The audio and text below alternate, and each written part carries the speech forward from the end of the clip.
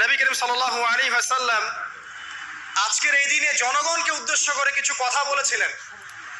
এই কথাগুলো বলে তিনি আজকের হজটা শেষ করেছেন। আমরা অনেকেই এই ভাষণটা সম্পর্কে জানি না। আমরা অনেক ভাষণ নিয়ে এখন গর্ব করি। নবী করিম সাল্লাল্লাহু আলাইহি ওয়াসাল্লামের এই যে সর্বশ্রেষ্ঠ ভাষণ, এটা কতজন জানেন? বিদায় হজের ভাষণ। কতজন জানেন বিদায় হজের ভাষণে নবী সাল্লাল্লাহু আলাইহি ওয়াসাল্লাম কি বলেছিলেন উম্মতকে? আমরা একটু আপনাদেরকে শোনাবো, শুনিয়ে ইনশাআল্লাহ লেকচারটা শেষ করব।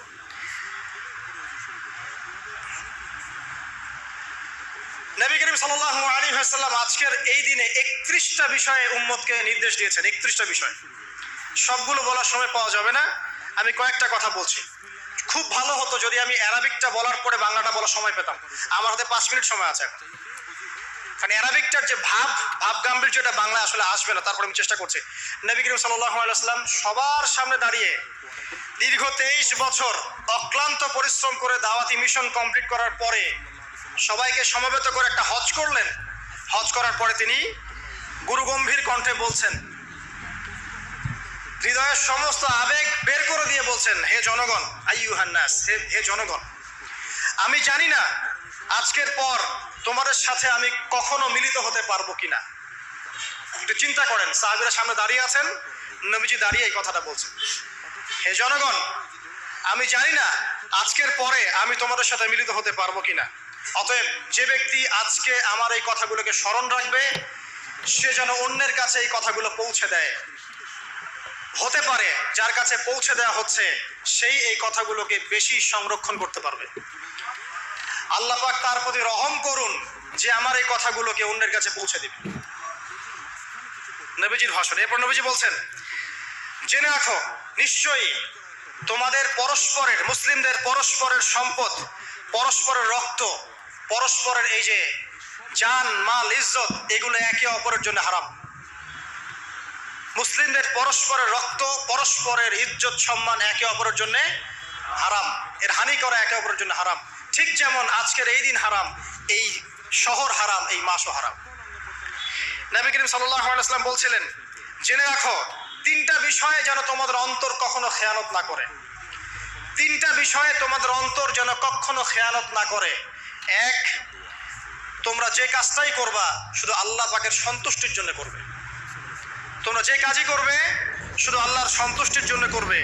তোমাদের শাসক বর্গের কল্যাণ কামনা করবে। তোমাদের শাসক বর্গের কল্যাণ কামনা করবে। 3 নাম্বার, মুসলিমদের জামাতকে আঁকড়ে ধরে রাখবে। মুসলিমদের ইউনাইটেড কমিউনিটিকে আঁকড়ে ধরে থাকবে। এই 3টা বিষয় পালনের ক্ষেত্রে তোমাদের অন্তর যেন খেয়ানত না করে।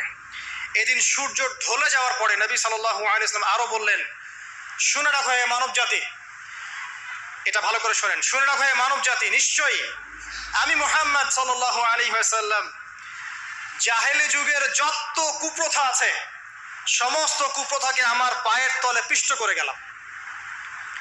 জাহেলি যুগে কি ছিল ভাই? শিরিক ছিল, সুদ ছিল, মাদক ছিল, নারীর অবমাননা ছিল, কন্যা সন্তানকে দাফন করা হতো, রক্তক্ষয়ী, হানাহানি, মারামারি, কাটাকাটি ছিল। এগুলো সবকিছুকে আমি আমার পায়ের তলে দাফন করে গেলাম। এটা কি দাফন হয়েছে? তিনি বলছেন, নিশ্চয়ই আমি জাহেলি যুগের সুদকে আমার পায়ে তলে পিষ্ট করে যাচ্ছি। সর্বপ্রথম যার সুদ আমি পিষ্ট করছি তিনি হচ্ছেন আব্বাস ইবনে আব্দুল মুত্তালিব, আমার চাচার সুদ। নিজের পরিবার থেকে দৃষ্টান্ত স্থাপন করলেন। তিনি আরো বললেন, হে উপস্থিত জনগণ, তোমরা মেয়েদের ব্যাপারে সতর্ক থাকবে এবং তোমাদের স্ত্রীদের ব্যাপারে সতর্ক থাকবে, তাদের হকের ব্যাপারে সতর্ক থাকবে, কেননা তোমরা তাদেরকে আল্লাহর কালিমার মাধ্যমে হালাল করে নিয়েছো। অতএব তাদের ব্যাপারে তোমরা সতর্ক থাকবে। তোমাদের উপর তাদের হক হচ্ছে তোমরা যা খাবে, যা পরবে, তাদেরকেও তাই খাওয়াবে, তাই পরাবে। আর তাদের উপর তোমাদের হক হচ্ছে তারা তোমাদের বিছানায় এমন কাউকে আসতে দিবে না যাদেরকে তোমরা অপছন্দ করো। নবী করিম সাল্লাল্লাহু আলাইহি ওয়াসাল্লাম আরো বলছেন, এই দিন আইয়ুহান নাস, হে মানব জাতি, তারাকতু ফিকুম আমরাইন, জেনে রাখো আমি তোমাদের সামনে মাত্র 2টো বস্তু ছেড়ে গেলাম। কয়টা বস্তু? লাম তাদিল্লু মা তামাসসাকতুম বিহিমা, তোমরা কোনোদিন পথভ্রষ্ট হবে না যতদিন এই 2টা বস্তুকে আঁকড়ে ধরে থাকবে। কিতাব আল্লাহ, আল্লাহর কিতাব, ওয়া সুন্নতি নবীহি, এবং তার নবীর সুন্নাহ। তিনি আরো বললেন, আল মুসলিম, জেনে রাখো প্রকৃত মুসলিম সে ব্যক্তি মান সালিমাল মুসলিমুনা মিন লিসানিহি ওয়া ইয়াদিহি, যে ব্যক্তির হাত এবং জবান থেকে অন্য মুসলিম নিরাপদ থাকে সেই ব্যক্তি হচ্ছে প্রকৃত মুসলিম। আল মুহাজির, আর প্রকৃত মুহাজির সে ব্যক্তি মান হাজারা মা নাহাল্লাহু আন, আল্লাহ পাক যা নিষেধ করেছেন সেখান থেকে যে দূরে থাকে সেই ব্যক্তি প্রকৃত মুহাজির, মানে হিজরতকারী। তিনি আরো বললেন, মনে রেখো আমি তোমাদের সবার আগে হাউজে কাউসারে চলে যাব, সুবহানাল্লাহ, এবং সেখানে আমি তোমাদের জন্য অপেক্ষা করতে থাকবো। অতএব শোনেন, অতএব তোমরা আমার চেহারাকে কালিমালিপ্ত করো না, মানে আমার চেহারায় কালিমালিপ্ত করো না, আমার নাম নষ্ট করে দিও না। আমি তোমাদের সংখ্যাধিক্য দেখে আল্লাহর কাছে গর্ব করব, আমাকে তোমরা অপমানিত। আজকে কি আমরা তার দায়িত্ব পালন করে উম্মাহ হতে পেরেছি? নবীজি বলেছেন, তা আমার চেহারাকে কালিমালিপ্ত করো না, সুবহানাল্লাহ। তিনি বলছেন, ওই সময় কিছু মানুষ থেকে আমি মুক্ত হয়ে যাব, আর কিছু মানুষ আমার থেকে মুক্ত হয়ে যাবে। বলা হলো, কারা ইয়া রাসূলুল্লাহ? তিনি বলছেন, আল্লাহ পাককে আমি বলবো, ইন্নাহুম মিন্নি, হে আল্লাহ এরা আমার উম্মাহ, এরা আমার উম্মত, আমার সাহাবী। আল্লাহ পাক বলবেন, ইন্নাকা লা তাদরি মা আহদাসা বা'দাক, তুমি জানো না হে নবী, তোমার মৃত্যুর পর এই মানুষগুলো, পরবর্তী মানুষগুলো তোমার দিনের মধ্যে কত বেদাত সংযোজন করেছিল। তিনি আরো বলেছিলেন, হে জনগণ জেনে রাখো প্রত্যেক পরিবারের জন্য প্রতি বছর একটা করে পশু জবাই করার বিধান, প্রত্যেক পরিবারের জন্য, সামর্থ্যবান পরিবারের জন্য প্রত্যেক বছর একটা করে পশু জবাই করার বিধান রয়েছে। তিনি আরো বললেন, মনে রাখো একজনের অপরাধের শাস্তি আর একজন কখনো পাবে না, আর বাবার দোষে ছেলে কখনো দুষ্ট হবে না, ছেলের দোষে বাবাও কখনো অপরাধী হবে না। তিনি আরো বললেন, জেনে রাখো এ মানব জাতি, নিশ্চয়ই শয়তান এই বিষয় থেকে নিরাশ হয়ে গেছে যে তোমরা শয়তানের ইবাদত করবে, শয়তান নিরাশ হয়ে গেছে। কিন্তু শয়তান নিরাশ হয়নি একটা বিষয় থেকে, যে তোমরা একে অপরে হানাহানি, কাটাকাটি, ফিতনা, ফাসাদে ব্যস্ত থাকবে, যেমনটা এখন আমরা করছি। আমরা কিন্তু সরাসরি কখনো শয়তানের ইবাদত করছি না, করছি, কিন্তু মুসলিমরা এখন পরস্পরে হানাহানি, কাটাকাটি, ফাসাদে লিপ্ত আছে। তিনি আরো বললেন যে একজন মুসলিমের জন্য হালাল নয় অন্য মুসলিমের সম্পদ আত্মসাৎ করা, যতক্ষণ না সে স্বেচ্ছায় খুশি মনে তোমাকে সম্পদ প্রদান করে। অতএব তোমরা একে অপরের প্রতি জুলুম করবে না। তিনি আরো বললেন, সাবধান, আমার ইন্তেকালের পরে তোমরা একে অপরের গর্দান উড়িয়ে কাফের হয়ে যেও না। সাবধান, আমার ইন্তেকালের পর তোমরা একে অপরের গর্দান উড়িয়ে কাফের হয়ে যেও না। তিনি আরো বলেছেন, একজন মুসলিম আরেকজন মুসলিমকে গালি দিতে পারে না। যদি একজন মুসলিম আরেকজন মুসলিমকে গালি দেয়, এটা হচ্ছে ফাসিকি, এবং একজন মুসলিম যদি আরেকজন মুসলিমের সাথে যুদ্ধ করে, এটা হবে এক প্রকার কুফরি। তিনি আরো বলেছেন, হে জনগণ জেনে রাখো আমার পরে কোনো নবী নেই, আর আমার পরে তোমরা ব্যতীত আর কোনো উম্মত নেই। এর চেয়ে স্পষ্ট কথা হতে পারে? আমার পরে কোনো নবী নেই, আর আমার পরে তোমরা ছাড়া কোনো উম্মত নেই। তাহলে আমরা যখন নতুন নতুন নবী বানিয়ে নিচ্ছি, কোনো কোনো ক্ষেত্রে বলছি একজন ব্যক্তি ছিলেন, সে নিজে ঈসাও ছিল, সে মাহদিও ছিল, সে নবীও ছিল, নাউযুবিল্লাহ। এবং দিন দিন মানুষ এই খাতায় নাম লিখাচ্ছে, সুবহানাল্লাহ। সর্বশেষ তিনি বললেন যে যদি তোমাদের উপরে, হে মানব জাতি জেনে রাখো, যদি তোমাদের উপরে একটা নাক কাটা কালো কুৎসিত কোন আমির বা শাসকও চলে আসেন, এবং সে যদি তোমাদেরকে আল্লাহর রাস্তায়, আল্লাহর কিতাব সুন্নাহ অনুযায়ী পরিচালিত করেন, তোমরা অবশ্যই তার আনুগত্য করবে, তার বিরুদ্ধে বিদ্রোহ করবে না। আনুগত্য জেনে রাখো। শেষে তিনি বলেন, জেনে রাখো হে মানব জাতি, আজকে থেকে কুল্লুকুম মিন আদম, তোমরা সবাই আদম সন্তান, ওয়া আদামু মিন তুরাব, আর আদম হচ্ছে মাটির সন্তান। আরবের উপর অনারবের, অনারবের উপর আরবের, সাদার উপর কালোর, কালোর উপর সাদার, লালের উপর কালোর, অথবা কালোর উপর লালের কোনো রকম প্রাধান্য নাই।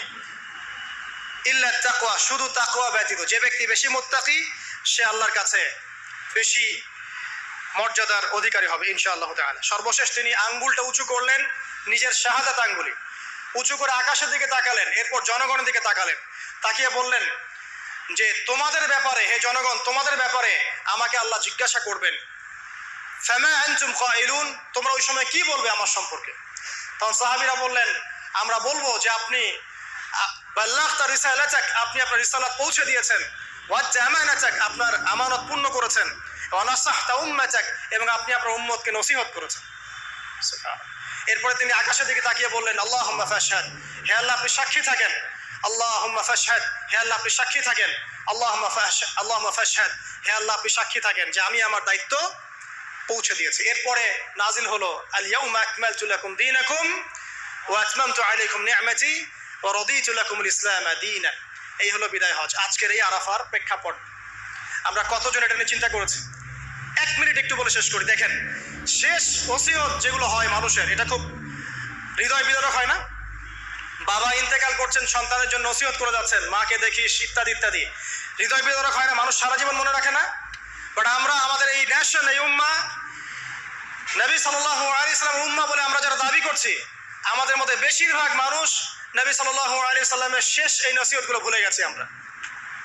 নসিহতগুলোর মধ্যে সবচেয়ে ইম্পর্টেন্ট ছিল শিরক থেকে দূরে থাকা, সুদ থেকে দূরে থাকা, মুসলিম ভেদাভেদ না করা, শাসকের কল্যাণ কামনা করা, বিদ্রোহ না করে শাসককে উত্তম নসিহত করা। 6 বছর বয়সে মাকে এবং আরেকটা হাদিসে তিনি বলেছিলেন 5 ওয়াক্ত সালাত আদায় করবে, সাওম পালন করবে, রমজান মাসে সাধ্যমতো সাদাকা করবে, মুসলিমদের জামাত আঁকড়ে ধরবে, ইনশাআল্লাহ হাসতে হাসতে জান্নাতে প্রবেশ করবে। দাদার নাম ছিল দাদা আব্দুল মুত্তালিব। জাহেলি যুগের সমস্ত প্রথা ছেড়ে দেওয়া ছিল আজকের দিনে। চাচার পরিবারে মূল মর্ম আমরা ছাড়তে পারছি না।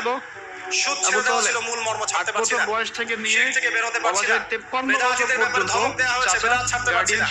খেয়াল করে দেখেন, মুসলিম হানাহানি কাটাকাটি এখন ছাড়তে পারছি না।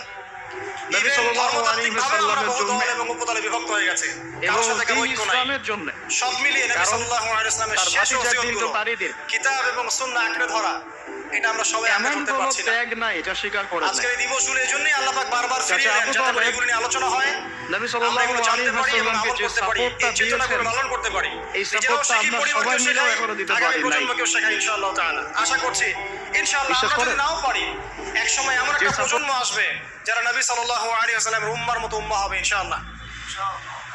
অতএব প্রিয় দিনী ভাইরা, আসুন আজকের দিন জুমার দিন, আমরা এই দিন ইবাদতগুলো বাড়িয়ে দেই, আরাফা, সাওম এবং দোয়া, জিকির আজকারগুলো বাড়িয়ে দেই। একই সাথে আসন্ন কুরবানির প্রস্তুতি গ্রহণ করি এবং আজকের দিনে, আরাফার এই দিনে হাজিদের সাথে আমরাও শরীক হয়ে আল্লাহর কাছে বলি যে আল্লাহু আকবার, আল্লাহু আকবার, লা ইলাহা ইল্লাল্লাহ, আল্লাহু আকবার, আল্লাহু আকবার, ওয়ালিল্লাহিল হামদ।